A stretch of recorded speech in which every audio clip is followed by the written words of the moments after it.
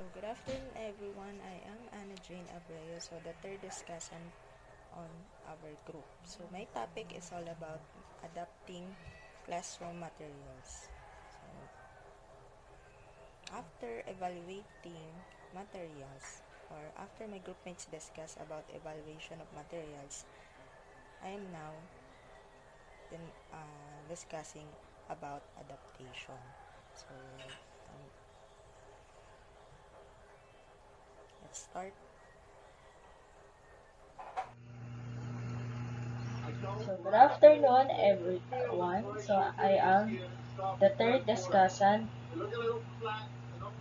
on our group. So my topic is all about adapting classroom materials. So I am Anajane B. Abreo,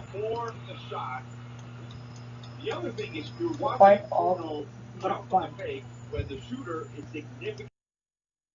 So first, let us define what is material adaptation. So material adaptation involves changing existing materials so that the material become more suitable for specific learners, teachers, or situation. So meaning or it means matching materials with the learner's needs, the teacher's demands, and administration's purpose. It refers on how to edit the material that will depend on the kind of learner that you will have. Adjusting your lesson, for example, if you have two sections with fast learners and slow learners. You can change your materials if you're going to use it to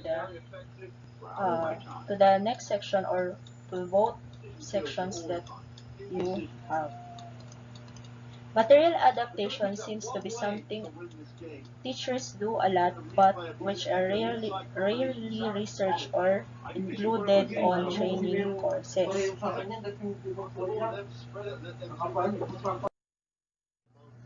In preparation for a particular lesson, teacher may decide to use only part of a unit, add or delete text or activities, replace or supplement text or activities with one from other sources.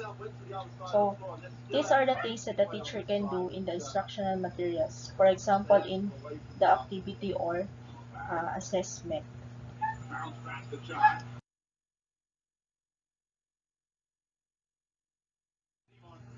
When teachers teach this lesson, teachers may make further on-the-spot changes. They may shorten or lengthen an activity, skip an activity, and go on the next one, change the order of the activity.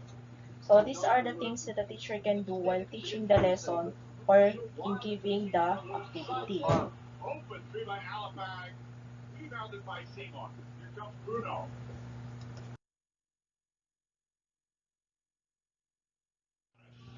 So, reasons for adapting materials. Why do we need to adapt classroom materials? When teachers feel the need for materials adaptation, they are sensing the mismatch between material and their theories, including the evaluation stage. Material development help teacher to identify what may be causing the mismatch. So despite the great effort that textbook writers make to meet the needs of their intended users, textbooks are subject to adaptation when they are actually used in the classroom. So the less materials adaptation should be based on the result of materials evaluation. Of course, if you have different materials, uh, materials have different potential areas for adaptation. So,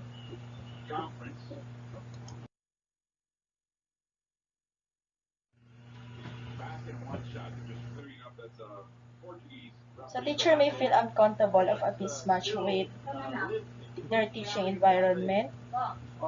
For example, the lesson is about farming, but the students live near the beach, so they have different environments. So you need to adapt an activity that will be suitable to the environment of your learners.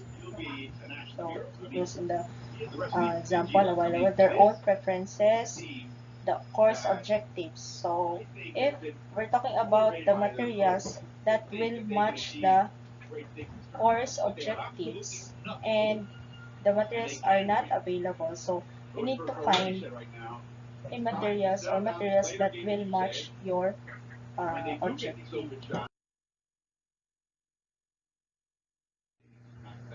Principles, or let's proceed with the principles of material adaptation. So,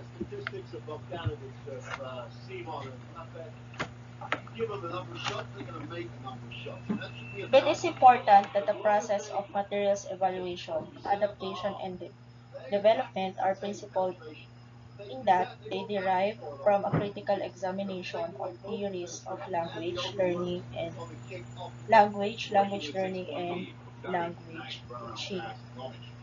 So here is the here are the principles of material adaptation. So make dialogues communicative. So materials should be easy for the students to understand. There are no words with a deeper meaning. Make the learning activities relevant and purposeful. So it should be relevant to the students, and make your activities, you should make the activities meaningful or purposeful. Make the learner's needs both external and psychological. Use models of real authentic language or material that will give a real life situation as an example.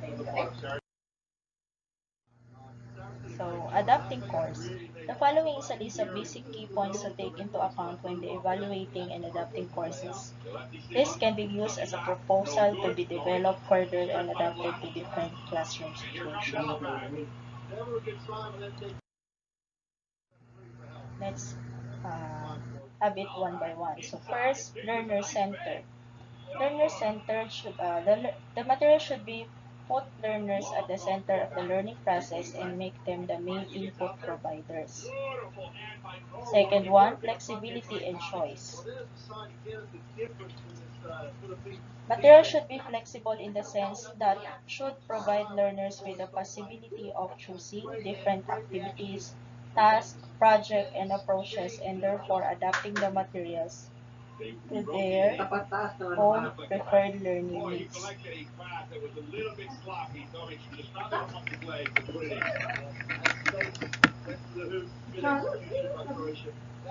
Third one, open-ended.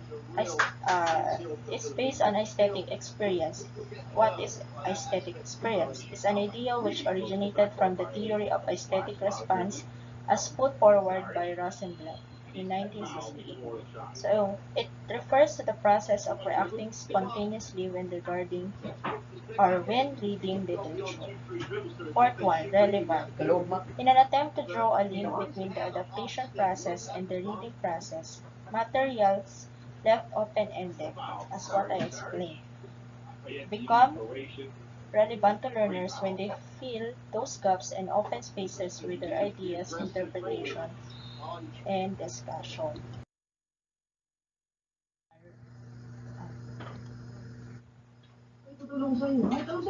So we have the universal. Material should be based on authentic text. Those are texts which have been written for any purpose other than language teaching.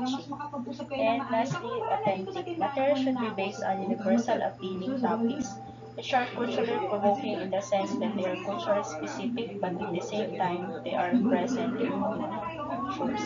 So lastly, the adaptation process is considered at two levels.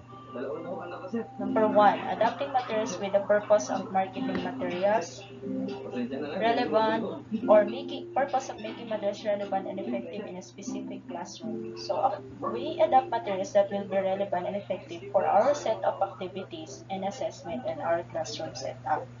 And second level, adapting materials with the purpose of changing their very objectives in order to reduce the distance between research and practice in the classroom. We are also adapting materials to the most essential learning competencies, just like, for example, in the distance type of learning.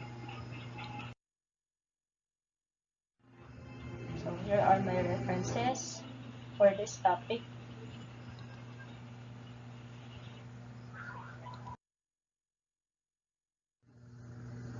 On my report. Thank you for listening. Stay safe and God bless you all.